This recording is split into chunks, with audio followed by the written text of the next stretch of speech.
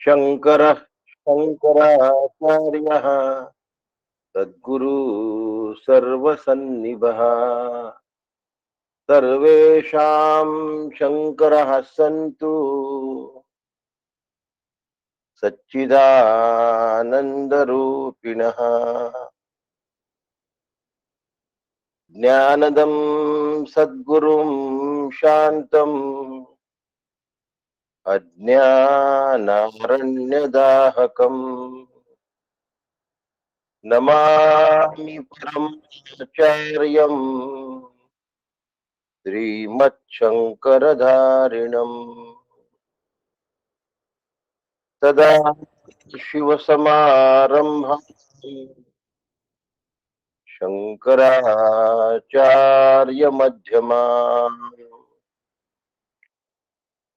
अस्मदाचार्यपर्यन्ताम् वन्दे गुरुपरम्पराम् वन्दे गुरुपरम्पराम् सद्गुरुनाथ महाराज की जय.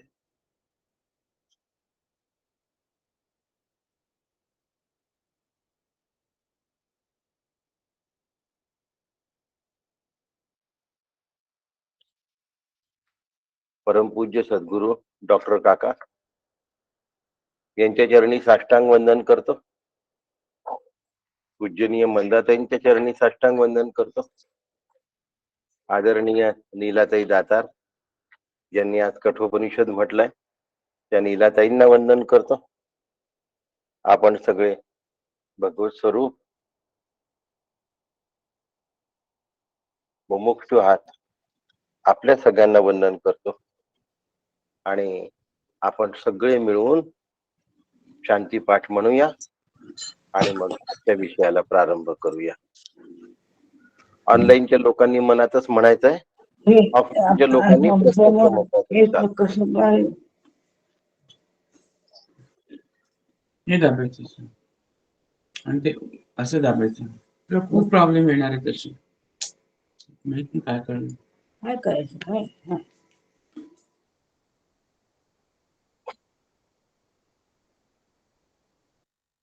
ओम सहना भवतु सहनौ भुनक्तु सह वीर्यं करवावहै तेजस्विनावधीतमस्तु मा विद्विषावहै. ओम शांति शांति शांति. हरि ओम. श्री गुरुभ्यो नमः. हरि ओम.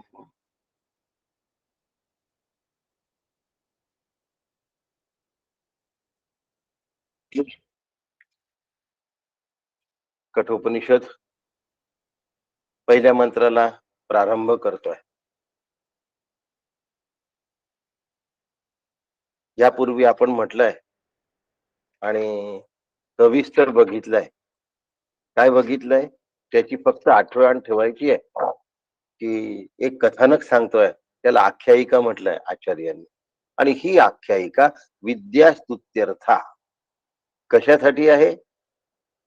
ब्रह्मविद्येची स्तुती करण्यास्तव ही आख्यायिका सांगितलेली आहे. म्हणजे या आख्यायिकेमध्ये ब्रह्मविद्या सांगितलेली आहे, कथानक नाही, कापूस कोंड्याची गोष्ट नाही. या गोष्टीला गर्भित अर्थ आहे ब्रह्मविद्येचा. म्हणजे आम्हाला काय आलं पाहिजे? या कथानकातून ब्रह्मविद्या आली पाहिजे. परवाला एका जणांनी विचारलं, इतकं सोपं आहे का हो कठोपनिषद? आख्यायिका होईपर्यंत सोपं आहे आणि आख्यायिकेनंतर कठीण नाही. मग लक्ष दिलं, एकाग्रता ठेवली तर सोपं आहे. कळलं? उपनिषद कठीण नसतात. उपनिषदांमधल्या एकाग्रतेच्या अभावाने ते कठीण वाटतात आणि प्रपंचातल्या व्यग्रतेमुळे ते कठीण वाटतात. प्रपंचाच्या सत्यत्वामुळे उपनिषदातला उपदेश आपल्याला कठीण वाटतो. उपनिषद कठीण नाही, नाही आणि नाही. पण होतं कसं की या गावातून कोणाला तिकीट मिळालं, 2 पवार आपसात भांडणार करणार का? आंब्यांचे भाव काय आहे, काल तर एवढे होते आज एवढे कसे?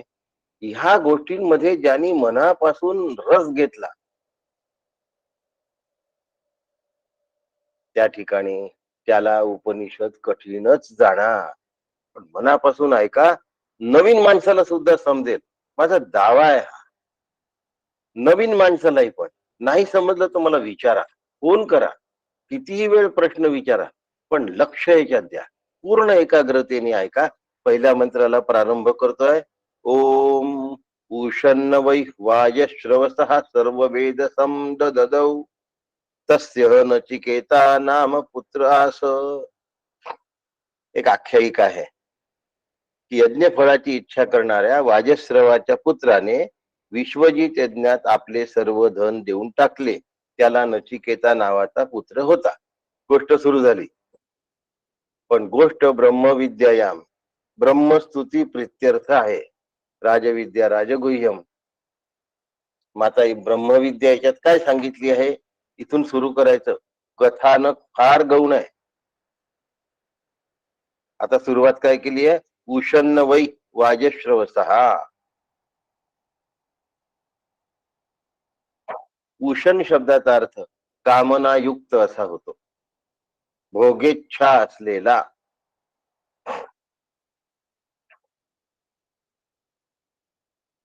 स्वतःला लावून घ्यायचंय. समजलं सगळ्यांना? वाज शब्दाचा अर्थ अन्न असा होतो आणि श्रवाचा अर्थ अन्नदानातून प्राप्त झालेलं यश आणि कीर्ती. उषण शब्दाचा अर्थ कामनायुक्त, भोगेच्छा असलेला. वाज शब्दाचा अर्थ अन्न आणि श्रव शब्दाचा अर्थ दानातून प्राप्त झालेलं यश आणि कीर्ती उपभोगण्याची इच्छा करणारा. आता आम्हाला दान म्हणजे भिकाऱ्याला दिलेलं, दरिद्र्याला दिलेलं, भुकेल्याला दिलेलं, गाईला चारा घाला, मासोळीला अन्न घाला, एवढ्या पुरता हा दान शब्द नाही. मग आपल्या अंतःकरणातील सगळ्या विकारांना, काम क्रोध अहंकारादींना ज्यांनी निःशेष घालवलाय, मोडून काढलाय, ज्यांनी संस्कृती आणि धर्म याचं पालन केलं आणि स्वरूपाधिकांचं अखंड जागृतीत, स्वरूपाधिकांच्या अखंड जागृतीत आपलं जीवन वाहून दिलं, अशांच्या उदरनिर्वाह करता जे दिल्या जातं, अन्न वस्त्र, याला दान असं म्हणतात. पुन्हा लक्षात ठेवा, आपले सगळे विकार ज्यांनी घालवले आहेत. आता हे दान कुठे आहे? उपनिषदातलं दान आहे, लक्षात ठेवा. हे एरवीचं दान नव्हे. जाऊ दे, दान शब्दाचे खूप अर्थ आहेत आणि खूप प्रकार आहेत अर्थ आहे म्हणण्यापेक्षा. वर्गणी घ्यायला सगळे मिळून गेले की पैसे जास्त मिळतात. आता त्यांनी जे दिलेलं दान आहे ती फक्त वर्गणी आहे. सगळ्यांच्या दबावाने ती वसूल केल्या जाते. इथे तशा प्रकारचे दान नाहीत. आपल्या अंतःकरणातील विकार, काम, क्रोध, भय, अहंकार यांना निःशेष घालवून स्वरूपाच्या अखंड चिंतनामध्ये ज्यांनी आपलं जीवन घालवलं, अशा ना दिल्या गेलेलं. गृहस्थ धर्माचं काय आहे? कर्तव्य आहे दान दे. साधू, संत, संन्यासी, सज्जन सगळ्यांना दान देणं हे आपल्या संस्कृतीचं वैशिष्ट्य आहे. भिकारी नव्हते आपल्या संस्कृतीत. रामराज्यामध्ये एकही भिकारी नव्हता. पण फार दरिद्री कोणी असेल म्हणून त्यांनी एक सोन्याचं ताट वाटी पेला तांब्या सोन्याचा ठेवला रस्त्यात. कोणीच नेला नाही. तर नेताना लोकांना दिसेल म्हणून गरीबाला लाज वाटेल म्हणून एका गुहेत ठेवला आणि त्याची जाहिरात केली इथे ठेवलाय म्हणून. तरीही कुणीही ते नेलं नाही. श्रमाशिवाय पैसा घेणं आपल्या संस्कृतीचा भाग नाही. आणि म्हणून जे आपलं अंतःकरण स्वरूपाला अखंडपणे समर्पित करतात असे साधू संत संन्यासी आणि सज्जन यांना सांभाळून घेण्याची जबाबदारी आपली आहे आणि ती दान क्रियेतून पूर्ण होते. म्हणून आता हा जो श्रव शब्द आहे हा दानातून प्राप्त झालेल्या यश आणि कीर्तीला म्हटलं आहे. आणि म्हणून वाजश्रव वाज शब्दाचा अर्थ अन्न असा होतो आणि वाजश्रव म्हणजे अन्नदानातून मिळालेला नावलौकिक. आणि वाजश्रवस वाजश्रव पुत्र वाजश्रवाचा मुलगा हे विशेष नाम असू शकतं म्हणून त्याला वाजश्रवस असं म्हणतात. थोडासा गोंधळ होणार तुमचा, तो मी पुन्हा क्लिअर करून दे. वाजश्रवस वाजश्रवा नावाचा ऋषी होते. कोण होते लिहून घ्या नीट म्हणजे कन्फ्युजन होणार नाही.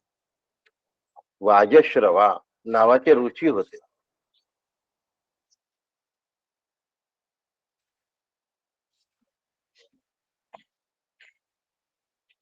वाजश्रवा नावाचे ऋषी होते. त्यांचा जो मुलगा होता त्यांचं नाव वाजश्रवस होत. वाजश्रवा ऋषींचा मुलगा वाजश्रवस. आपल्याला माहिती असेल किंवा आपल्याला लक्षात असेल की कुंतीचा मुलगा कौंतेय, पंडू राजांचा मुलगा पंडूसुत, राधेचा मुलगा कर्ण राधेय, देवकी पुत्र नंदाचा मुलगा देवकी नंदन. तस वाजश्रवाचा मुलगा वाजश्रवस. म्हणून वाजश्रवा नावाचे ऋषी होते. वाजश्रवा नावाच्या ऋषींना जो पुत्र झाला त्या पुत्राचं नाव वाजश्रवस. या पुत्राला आणखीन एक मुलगा होता त्याचं नाव नचिकेता. आजोबांचं नाव वाजश्रवा, पित्याचं नाव वाजश्रवस आणि पुत्राचं नाव नचिकेता.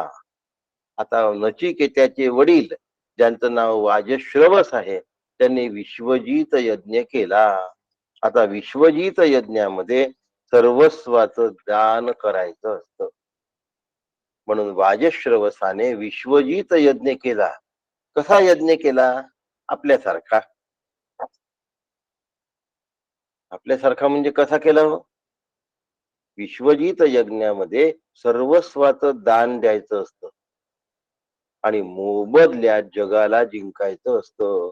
म्हणजे भोगाची तीव्र इच्छा, श्रद्धा नाही, जास्त घेण्याकडे कल आणि देण्याकडे निमित्त.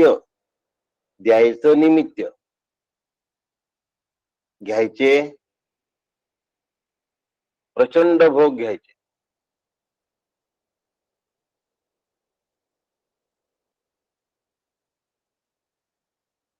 चला जाऊ द्या पुढे चलू.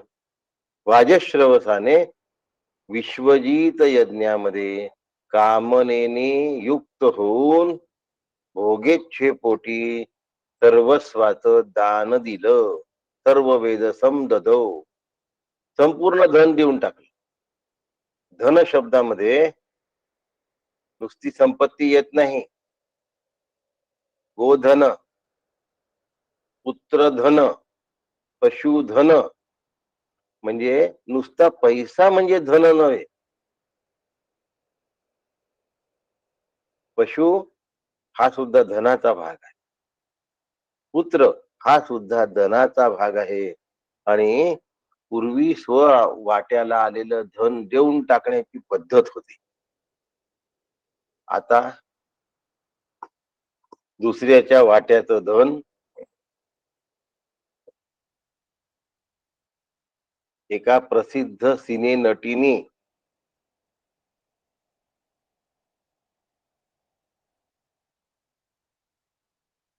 स्वतःच्या बंगल्याच्या कंपाऊंडची जागा 2 फूट पलीकडे घेतली मुंबईला. आणि पलीकडची जी व्यक्ती आहे ती प्रसिद्ध गायिका आहे भारताची, आणि ही प्रसिद्ध नटी आहे. परंतु 2 फूट जागा घेण्याची वृत्ती काही गेलेली नाही. दोन्ही करोडपती पार्टी.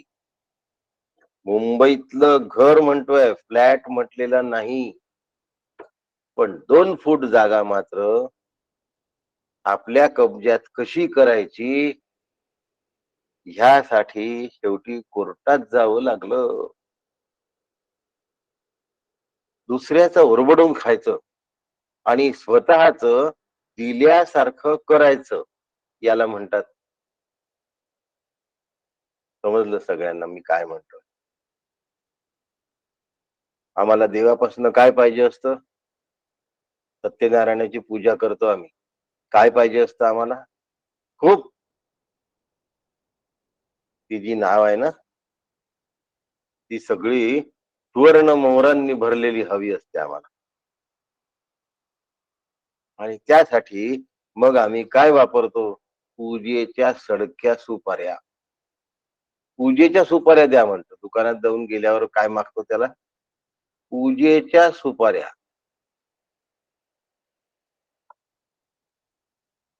दानपेटीत फाटक्या नोटा येतात आणि बंद झालेल्या नोटा येतात दानपेटीत. कमीत कमी किमतीचे नाणे येतात दानपेटीत.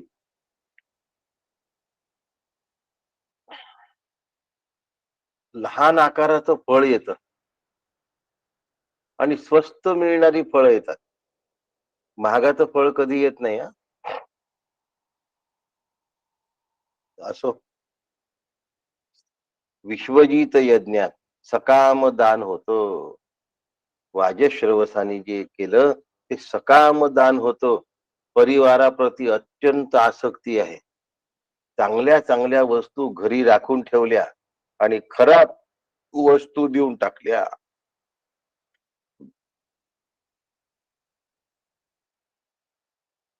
महागाचं धोतर ठेवून द्यायचं आणि हलकं धोतर ब्राह्मणाला द्यायचं. तीव्र भोगेच्छा.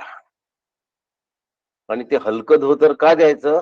त्या मोबदल्यात मला खूप द्यावं परमेश्वराने म्हणून आम्ही द्यायचं हलकं.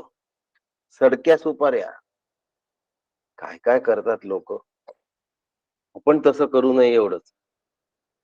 लग्नामध्ये वधू आणि वर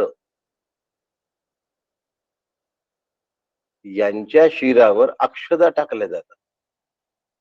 शत शब्दाचा अर्थ छिन्न भिन्न होणे, तुकडे होणे. आणि अक्षत शब्दाचा अर्थ तुकडा न झालेला तांदूळाचा दाणा. क्षत न होत झालेला म्हणून अक्षत. पण आता कुठल्याही घेतल्या जातात. अर्धे पाव तुकडे सगळे घेऊन त्याला आपला रंग लावला, झाल्या अक्षता. अशा अक्षता नसतात. त्या दोघांचं ऐक्य कधीही क्षत होऊ नये, म्हणजे मोडल्या जाऊ नये. वधूवरयो शुभम भवतु. म्हणून अक्षता हा भाव आहे. परिपूर्ण मध्ये हा भाव आहे. तुम्ही दोघं दिसायला वेगळे आणि असायला एक आहात. विचाराने एक आहात, उपाधीने भिन्न आहात. आणि ह्या एकपणातून ऐक्य साधलं पाहिजे.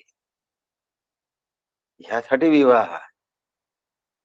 विवाह नुसता स्वतःच्या जीवनाचं ऐक्य साधण्यासाठी नाही, सगळं कुटुंब भगवंताशी एकरूप झालं पाहिजे. कुटुंब निर्मिती सुद्धा त्यासाठी आहे. परिवाराची निर्मिती सुद्धा तेवढ्यासाठी आहे. गृहस्थ धर्मा इतका कठीण धर्म कोणता नाही आणि सगळ्यांना त्याच धर्माची आसूस असते. सोपा वाटतो. संन्यास कठीण वाटतो, ब्रह्मचर्य कठीण वाटतं. नाही, सगळ्यात कठीण गृहस्थ धर्म आहे. सतत आगीमध्ये हात असतात, चटके लागत असतात आणि चेहऱ्यानी मनाने प्रसन्नता जपायची असते. गृहस्थाश्रमा इतके चटके कुठल्याही आश्रमात नाही. गृहस्थाश्रमातले चटके हे अंतःकरणाला असतात. ब्रह्मचर्य आणि संन्यासाश्रमातले चटके हे देहाला असतात.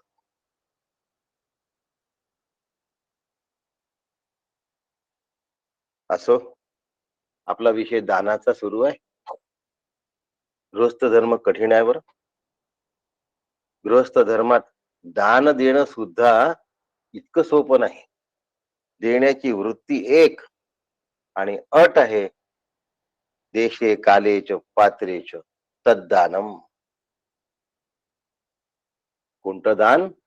देशे म्हणजे स्थान बघितलं पाहिजे, काले वेळ बघितला पाहिजे, पात्र व्यक्ती अधिकारी पाहिजे. आपली भगवद्गीता आपण 2.25 वर्ष घेतलेली आहे. सगळ्यांना मुखोद्गत असेल, नाही तर लक्षात असेल. दातव्यमिती यद्दानम दीयते नुपकारिणे. या आता खोलात यायचं जायचं नाहीये. कशा खोलात जायचंय? देशे कालेच पात्रेच तद्दानम सात्विकम. देश, काल आणि स्थल या 3 गोष्टींचा दान करत असताना विचार करायचा असतो. म्हणून कुठेही, काहीही, कसंही, केव्हाही 3 प्रकारचे दान आहेत. एक धर्मदान आहे. धर्मदानामध्ये या अटी पाळाव्या लागतात. देश, काल आणि व्यक्ती बघावी लागते. धर्मदान सकाम असतं.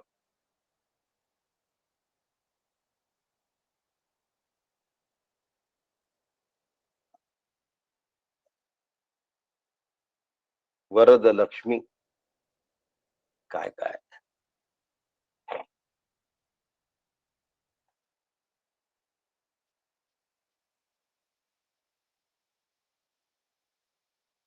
एका क्लास 1 ऑफिसरने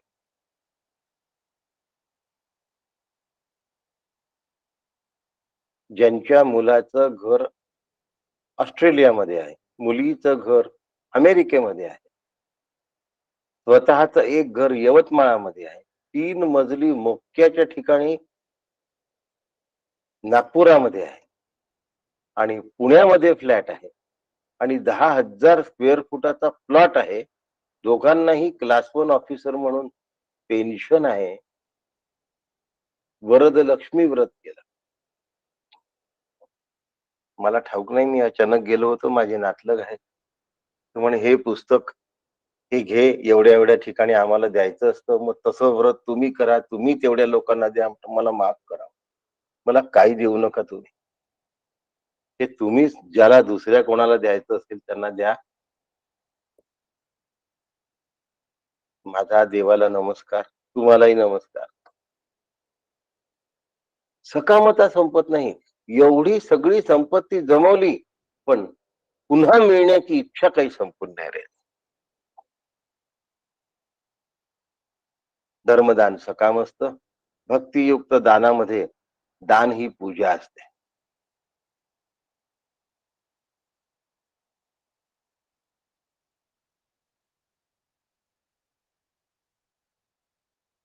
देणारा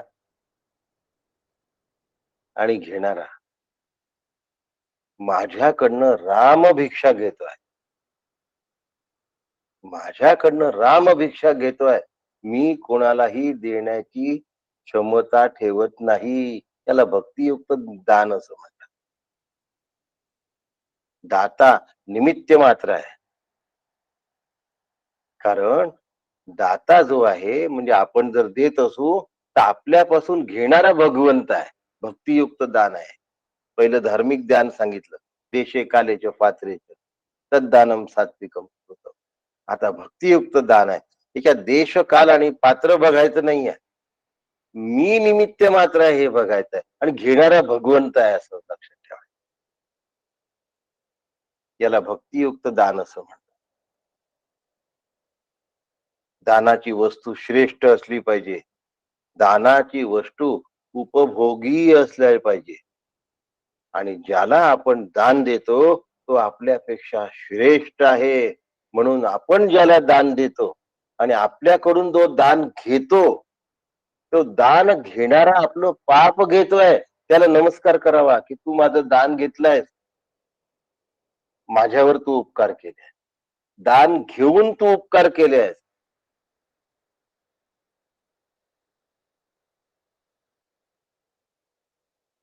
फार सुंदर आहे हो.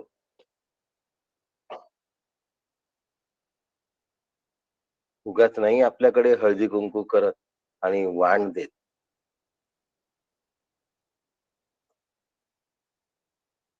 जी वाण घेते ना ती स्वतः लक्ष्मी असते आणि लक्ष्मीला वाण द्यायचं असतं. देवीची ओटी असते ती.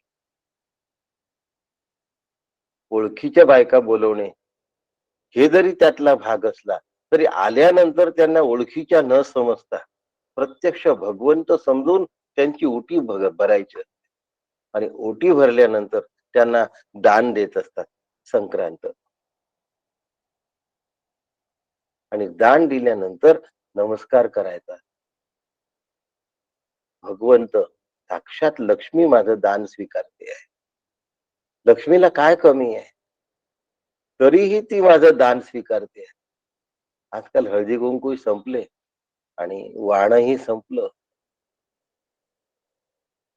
खैर याच्या मागचा दृष्टिकोन लक्षात ठेवा. तो नका संपू देऊ बस. कालमानाने सगळ्या गोष्टी आपण टिकवून नाही ठेवू शकत पण त्याच्या मागचा उद्देश जो आहे तो करणाऱ्यांना सांगता आला पाहिजे आपल्याला की आपल्या धर्माने असं फुकट देणं घेणं नाही ठेवलंय. फुकट कुंकू लावणं नाही ठेवलंय.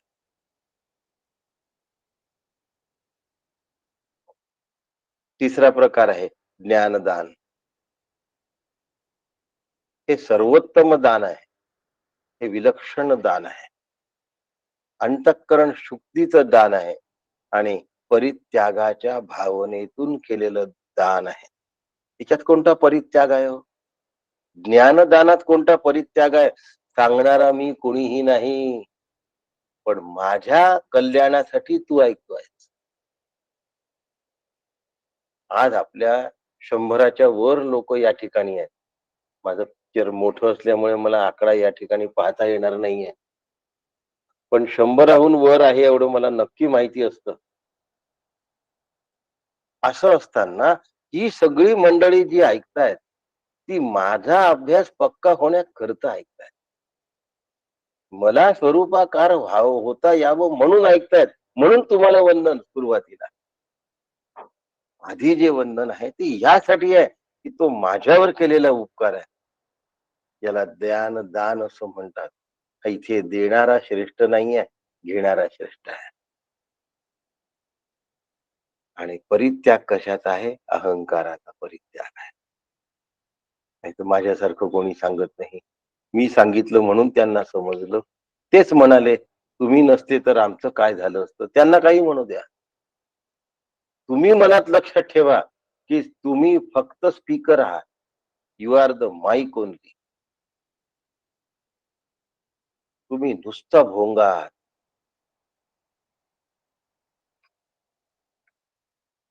एवढं जर बोलणाऱ्यांनी लक्षात ठेवलं की आत्म आणि अनात्म ह्याचा विवेक सांगत असताना अनात्म वृत्ती अनात्म वस्तूबद्दल वैराग्य निर्माण झालं पाहिजे. वैराग्याला प्राधान्य आहे. ज्ञानदानामध्ये वैराग्य उपजलं पाहिजे. लक्षात विवेकातून ज्ञानदान होतं पण परिणाम वैराग्य असला पाहिजे. जो ज्ञानदान करतो त्याच्यापासून ज्ञान घेणारा भरघोस देतो त्याला. आणि येणाऱ्या वस्तूमध्ये अंतःकरण राहता उपयोगी नाही. येणाऱ्या वस्तूमध्ये अंतःकरण राहता उपयोगी नाही. मोठी परीक्षा असते ही. आणि इथे वैराग्य उपजलं पाहिजे. आलेली वस्तू माझी नसून मिथ्या जगतातली आहे. आणि जगतातला मिथ्या भाव धन आल्यानंतर सुद्धा मोडता कामा नये. महाराजांचा खिसा भरला आणि त्यामुळे जर महाराज खुश होणार असतील तर ज्ञानदान फसलं, लक्षात ठेवा. ज्ञानदानातून ज्ञानरूपतेत प्रवेश करायचा आहे, पण मध्ये वैराग्याची छडी ठेवावी लागते. ती जर सोबत नसेल तर ज्ञानरूपतेत प्रवेश होत नाही. गिळी ज्ञानात ज्ञान चांदणिया असा सर्वमेध यज्ञ यांनी केलाय. विश्वजित यज्ञामध्ये सर्वमेध यज्ञ म्हणजे परमात्म्याशिवाय अन्य काही नको, याला सर्वमेध यज्ञ म्हणतात. कळतंय मी काय म्हणतोय?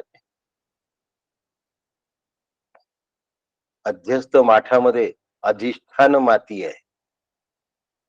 माठ अध्यस्त आहे, सुरई अध्यस्त आहे आणि त्याचं अधिष्ठान माती, अधिष्ठान माती आहे.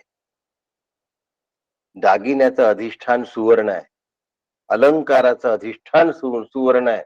माठ आणि सुरई याचं अधिष्ठान माती आहे. धोतर, लुगडं, साडी, कपडा याचं अधिष्ठान सूत आहे. आणि अधिष्ठानाकडे ज्ञानदान करणाऱ्याचं कधीही दुर्लक्ष होता कामा नये. इथे झालाय. धरुनी यज्ञ फळी आस, विश्वजित यज्ञी प्रयास. दान करी वाजश्रवस सर्वस्वाचे. काकांच्या कठोपनिषद पहिला अध्याय, पहिली वल्ली, पहिल्या श्लोकातली पहिली ओवी. अध्याय नंबर 1, वल्ली नंबर 1, मंत्र 1 आणि ओवी 1. धरुनी यज्ञ फळी आस, विश्वजित यज्ञी प्रयास. दान करी वाजश्रवस. हे दान न त्या वाजश्रवसाच्या मुलाने म्हणजे नचिकेत्याने पाहिलं. त्याच्यावर आचार्य लिहितात, श्रद्धा विवेश. श्रद्धा हे पवित्र हृदयाचं लक्षण आहे. श्रद्धायुक्त अंतःकरण आपल्याहून श्रेष्ठाला शरण जाण्यामध्ये असते. म्हणून रोज सकाळी श्रद्धा मागायची. श्रद्धा देयम, रिया देयम, प्रातः श्रद्धा हवामहे.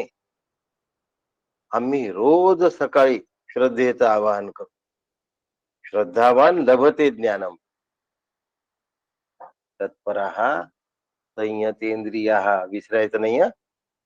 काही लोक श्रद्धावान लभते ज्ञानम थांबून जातात. अरे तत्पर तुला व्हायचं आहे, तुझ्या इंद्रियांवर संयम तुला करायचा आहे. तत्परः संयतेंद्रियाः. आणि मग तसं असेल तर ज्ञानम लब्ध्वा पराशात.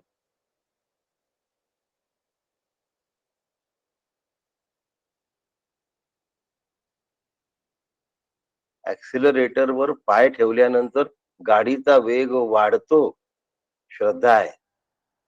आता ती अनुभवात बदललेली आहे. पण तत्परः आणि संयतेंद्रियाः. आता वेग वाढला आहे. आता वेगावर तू हावी हो.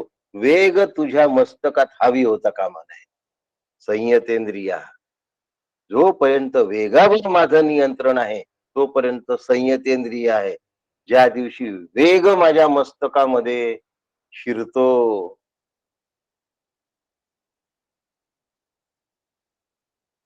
त्या दिवशी संयतेंद्रियत्व गेलं आणि अपघात झाला म्हणून. आणि म्हणून असं ज्ञान पराशांतीमध्ये परिवर्तित होण्यासाठी संयतेंद्रिया. तत्पर लागतो.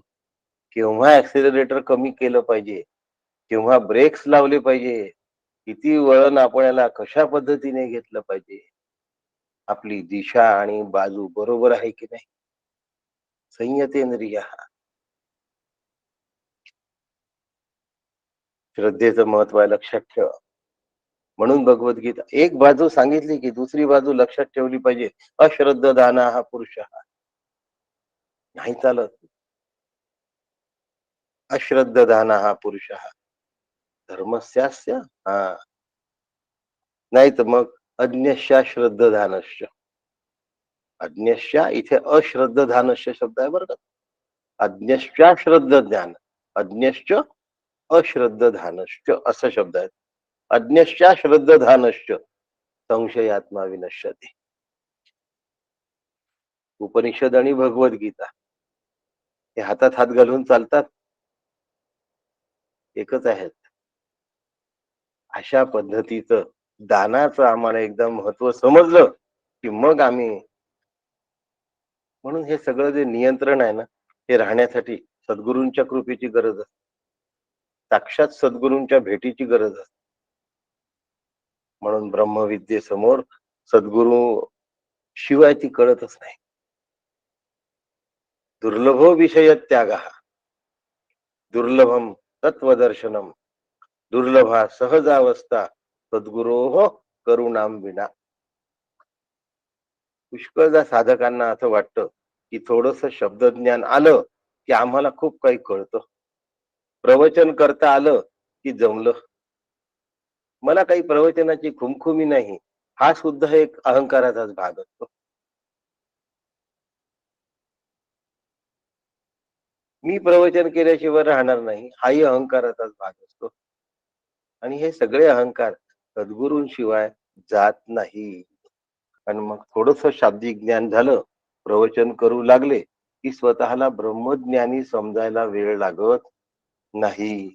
आणि मग श्री गुरूंविषयीची श्रद्धा पातळ होते आणि मी कोणीतरी 30 मार्खा आहे असं वाटायला लागतं, दुड्डम खा असं वाटायला लागतं, माझ्यासारखा मीच असं वाटायला लागतं.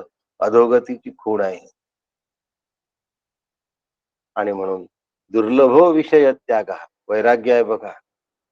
दुर्लभो विषय त्याग, विषयाचा त्याग करणं ही महत्वाची गोष्ट आहे. अहो, अशाश्वत गोष्टीचा त्याग करण्याचा अहंकार कशाला घ्यायचा. नाही तर माझ्यासारखा वैरागी दुसरा कोणी नाही. अरे कशाचा त्याग केलायस तू, अशाश्वत गोष्टी. इथे विवेकाची गरज आहे. म्हणून विवेक आणि वैराग्य हातात हात घालून चाल. आंधळ्या गरुडा पाखा हात. विवेक आणि वैराग्य हे दोन डोळे आहेत, लक्षात ठेवा गरुडाचे.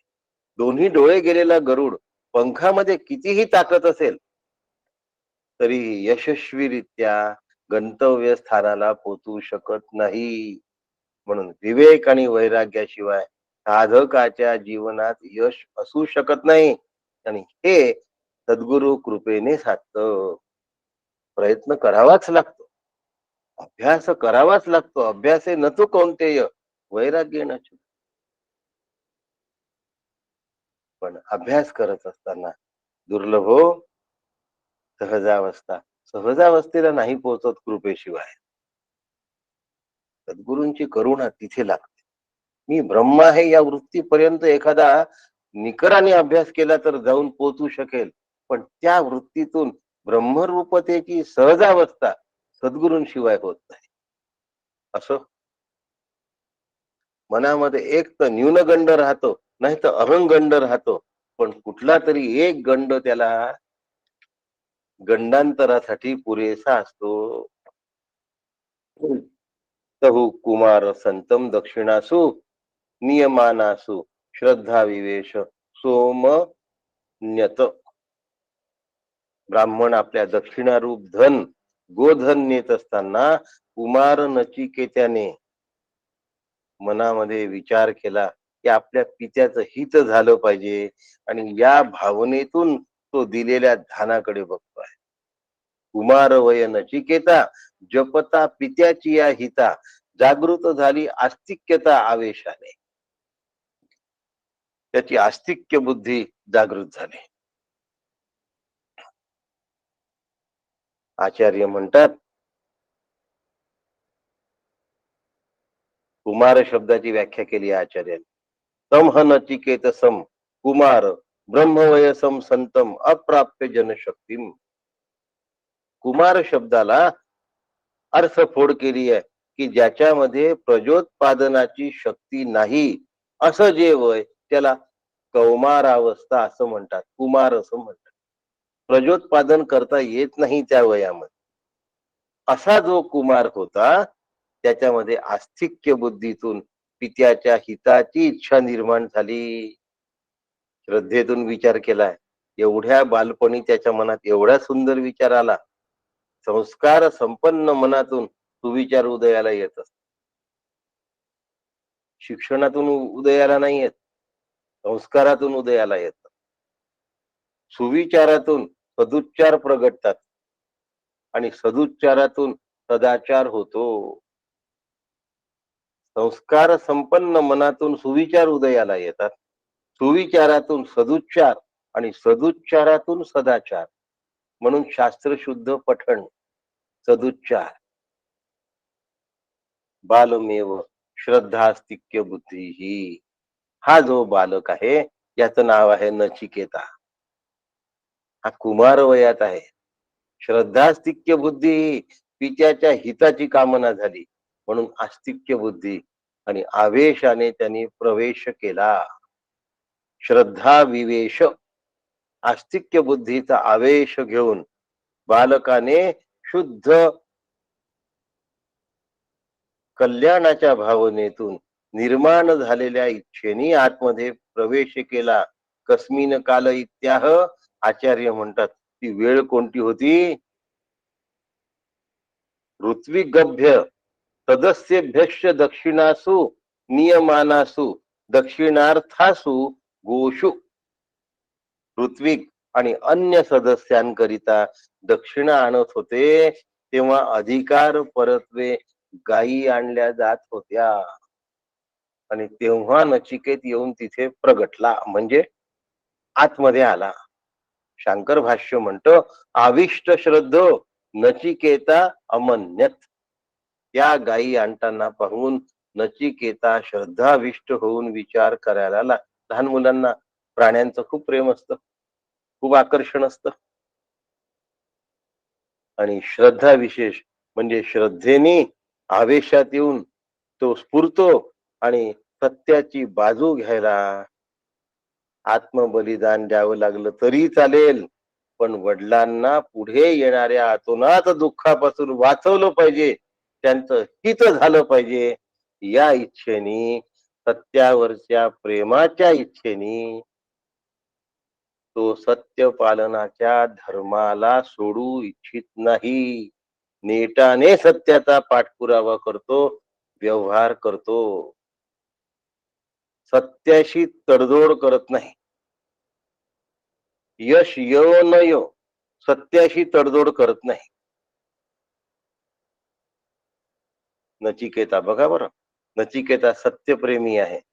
सत्याला जाणल्याशिवाय, मिळवल्याशिवाय कल्याण होऊ शकत नाही, ही त्याची आस्तिक्य बुद्धी आहे. आस्तिक्य बुद्धी म्हणजे सत्यम एव जयते, सत्याचाच विजय होतो. सत्य पक्षाला लाभ आणि हानी असा विचार करता येत नसतो, म्हणून त्याला सत्यानुसंधानी असं म्हणतात. तो सत्यरूपच होतो. सत्य सत्य सत्य सत्य.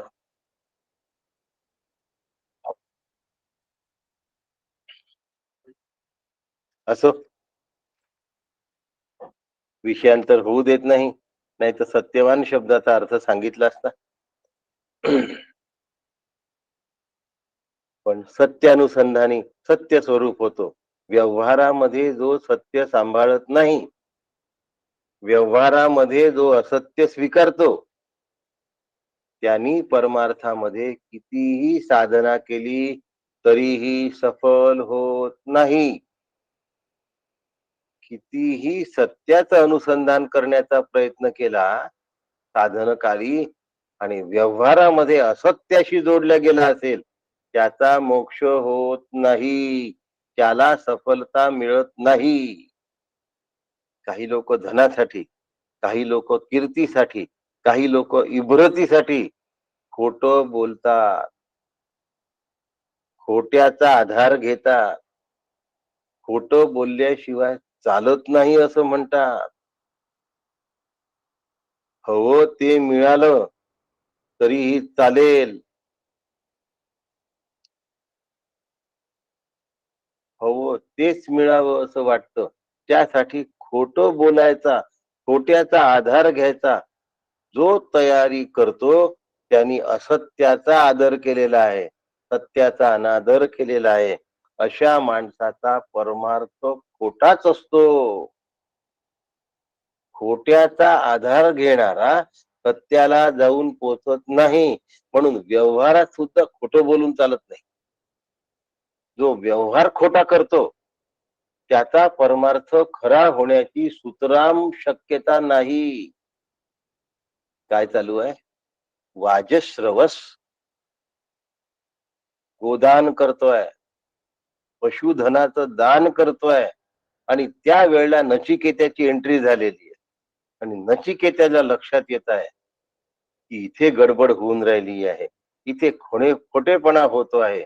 ब्राह्मणांप्रती अत्यंत आदर दाखवला जातो आहे आणि त्यांना सांभाळायला कठीण जातील असं गोधन दिल्या जात आहे की ज्या गायी जड चारा खाऊ शकत नाही, ज्या गायी भाकड आहेत म्हणजे प्रजोत्पत्ती होऊ शकत नाही, ज्या गायींपासून दूध निर्मिती होऊ शकत नाही, अशा गायी दानामध्ये दिल्या चालल्या. भाकड गायींचं दान दिल्या जात आहे. सत्य प्राप्ती होण्याची सुतराम शक्यता नाही. आणि वडिलांना तर एवढं मोठं प्राप्त करून घ्यायचं आहे आणि वडील तर खोटं वागून राहिले. काय करून राहिले? खोटं वागतात आहे, म्हणजे वडिलांच्या मनात असत्याविषयी आदर आहे, खोट्याविषयी आदर आहे. अशांचा परमार्थ खोटाच होतो. म्हणून खोटं नका बोलू, नेहमी लक्षात ठेवा. आजकाल मोबाईल आले आहेत, लँडलाईन संपले, कालबाह्य झाले आहेत लँडलाईन. आणि फोन केल्यानंतर तुम्ही कुठे आहात असं विचारला तर ते उत्तर देतात, आम्ही बाहेर गावाला आहोत. काय काम होतं? असतो गावातच. काय काम होतं? तो खोटं बोलला. येणाऱ्या माणसाला त्यांनी चुकवलं, पण घरातल्या लोकांना हे कळलं की आपल्या घरातला ज्याला वडील आपण म्हणतो तो खोटं बोलतोय. लहान मुलं, अवतीभोवतीचे लोक हे बघत असतात की हा फोनवर खोटं बोलतोय. ज्याच्याशी बोलतो त्याला जरी कळत नसलं तरी भगवंताला कळलं असतं, आजूबाजूच्या सगळ्यांना कळलं असतं. तुमचं खोटेपण तुमच्या हृदयस्थ भगवंताला कळलं की तुमचा परमार्थ खोटा झाला म्हणून समजा. तुमच्या खोटेपणाने व्यवहारात नाणं काही वेळ चालून जाईल, परमार्थात त्या नाण्याला एंट्री मिळत नाही, नाही आणि नाही. खोटा परमार्थ करणाऱ्याला खोटच फळ मिळतं. फक्त लक्षात ठेवायचं. मी एक वाक्य लिहून ठेवलंय आज सकाळी, एवढं वाक्य सांगतो आणि मग थांबतो. खोटा व्यवहार करणारा, खोटा सिक्का खोटेपणाच्या आधाराने खोटा परमार्थ करतो, त्याला खोट खोटच फळ मिळतं.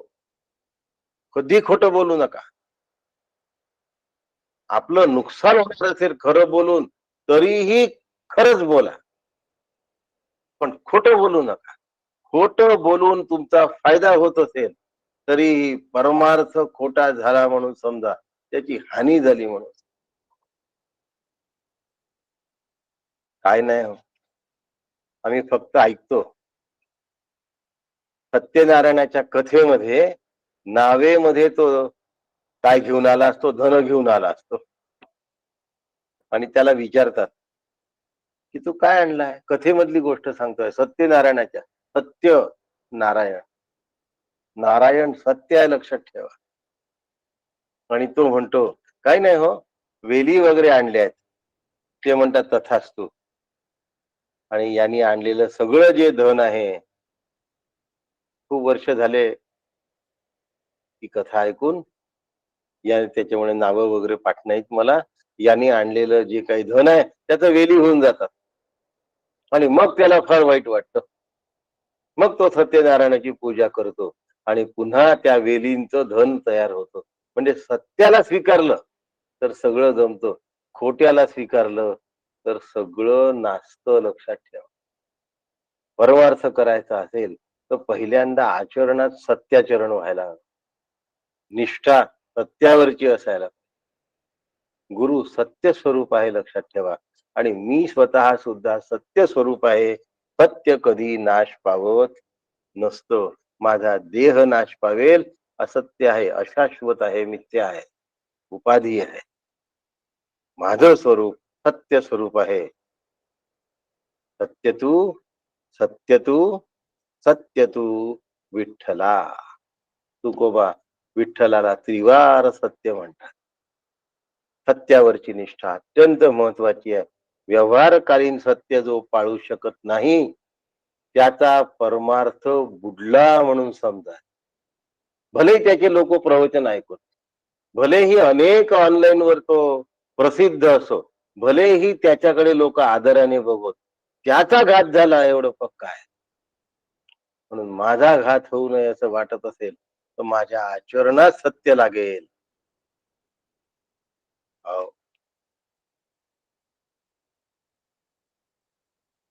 या सत्याचं परिपालन करूया. आणि आज आपण या मंत्रावर आलेलो आहे. इथपर्यंत आपली वाटचाल झाली आहे. यानंतर पुढचा मंत्र आपण उद्या घेणार आहोत. उद्या सकाळी पुन्हा 7 वाजता. आणि मंत्र आहे तिसरा.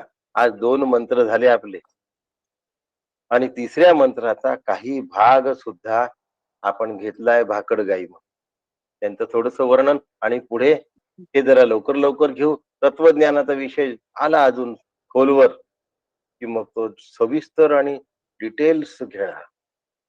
आज आपण इथे थांबू. आपल्या सगळ्यांना वंदन करतो, नमस्कार करतो. राम कृष्ण